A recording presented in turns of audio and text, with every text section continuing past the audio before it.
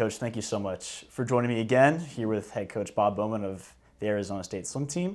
Now, Coach, you're entering your second year as head coach of ASU, and this past summer you were obviously the head coach of the men's Olympic team in Rio. So how do you plan on taking that experience with the preparation and everything that went into it to your second year here at Arizona State? Well, there's several reasons that I think it'll really help us. Number one is that we have a lot more time now to focus on the ASU team specifically that I was spending on some of those Olympians and the preparation for the Olympics. So we're happy that things went very well. I think it really gave everyone a great picture of what's possible, at ASU. If you look at the numbers, our group here at ASU produced more medals than any other team in the United States for the swimming team, and that means we produce more medals for the United States Olympic team overall than any other training center in the United States. So I'm very proud about that. So Arizona State, it's not the first college you've coached at. No. So between the time you left Michigan, during the time that you started coaching here at ASU, was there ever a part of you that wanted to return to a college position? There was. That's why I'm here. I really missed the college environment, and I missed being with young people this age. I think it's a great time to influence them and sort of help them grow up, and that's why I came to ASU. So with a resume like yours, there's probably a lot of places that would have wanted you to come by and coach. So what about Arizona State made you want to come and coach here? The opportunity and Ray Anderson. When he spoke to me about what we could do here, the kind of support we would have, I've always felt like ASU should be better in swimming than it was. It has everything that you'd need to have a tremendous program. Obviously, we have beautiful facilities. We have a school to give you a world-class education. The weather is unbeatable, particularly today. I just felt like we had everything going for us here. And I also wanted to build a program kind of from, up to the top level, not just take one that was at the top and keep it going. Were there any other programs that you may have wanted to step into and also build? I looked at a couple. Yeah, and this was by far the best opportunity. So when you took over as coach of ASU, what impressed you most about the current team you had? Their attitude. They really had a very good attitude towards the work. They were willing to learn and to try some new things.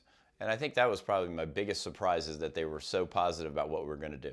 You mentioned in your book, The Golden Rules, Yeah. that it's healthy for someone to step out of their comfort zone. Oh, yeah. So when you took this job, how was it to step out of your comfort zone? Well, I was way out of my comfort zone because, this is a pretty big risk for me professionally. I'm going from coaching some of the top people in the world to taking over a team where we are pretty far from the top of the world rankings. So, it's my job to bring people in who can do that and also develop the guys that we had here. And we had great success in both areas. I think we brought in a very good recruiting class.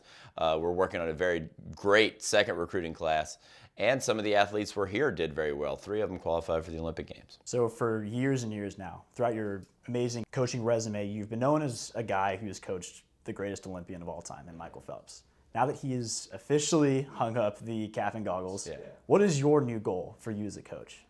My goal is to make ASU the premier collegiate swimming program in the country.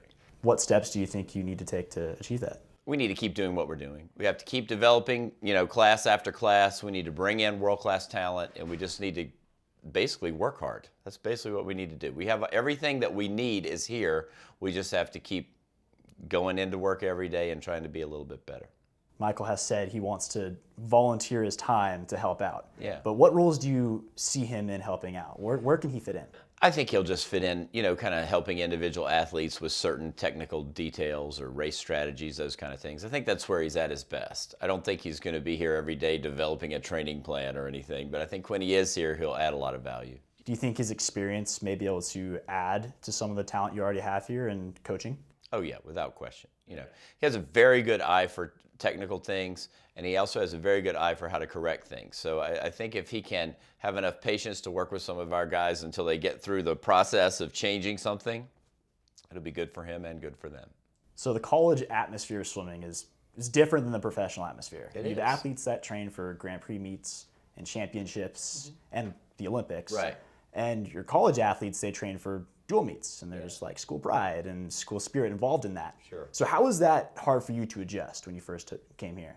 Not hard at all. Not hard? I like that. I like that part of it. And I think it's great. It's a natural thing for them to have something bigger than themselves to kind of be, aware of and to work for.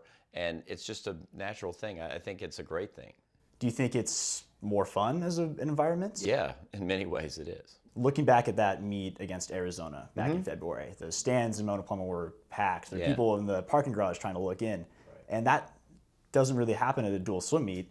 So what can you say about the progress you've made to make events like that happen? Well, it's kind of amazing.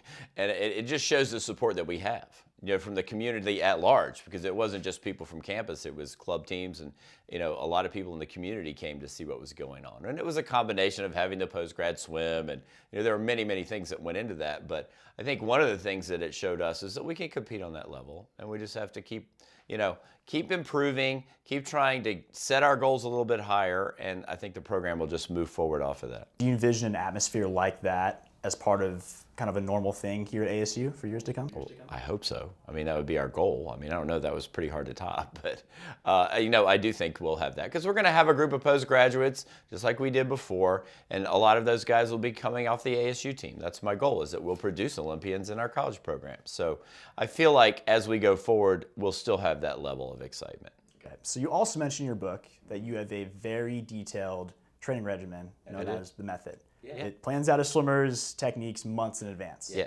And you mentioned how that works for your Olympic athletes and your professional athletes, but how is it different for your college athletes? Well, it's a little bit different in that, we're bringing people in that we don't know very well, so they're kind of getting a more general program until we can kind of figure out the things that they need. So, while I would say our planning is pretty detailed for the groups of athletes we have, on an individual level, it becomes more specific the longer they're in the program. So do you have to factor in little things like class time and little homework schedules? How does that affect your method for your college athletes? It doesn't affect it that much, except they just have to be good about, their time. I mean, I'm more concerned with the swimming because that's what I do. So, that part we can be relatively specific about. And then they have to be able to fit that into their school life and their other life. So I think it works pretty well, even when they're in school.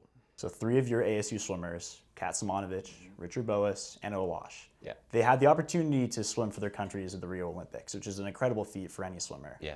So how do you plan on using them and the experience they had to help guide this ASU team? Well, I think every day they're a walking example that you can swim at the top level here. And all of them made pretty significant improvements to get there over what they were doing previously. So I think that kind of speaks to the content of the program and the things we're able to do with them. So I think it's really just by their example. And by the way they go about their business, the way they set their goals, the way they kind of lead the team in training, I think that's where we'll get the biggest benefit. Do you envision other swimmers on the team looking up to them and seeing that it is a possibility that I could make it to the Olympics one day here at this program? I do, yeah, for sure.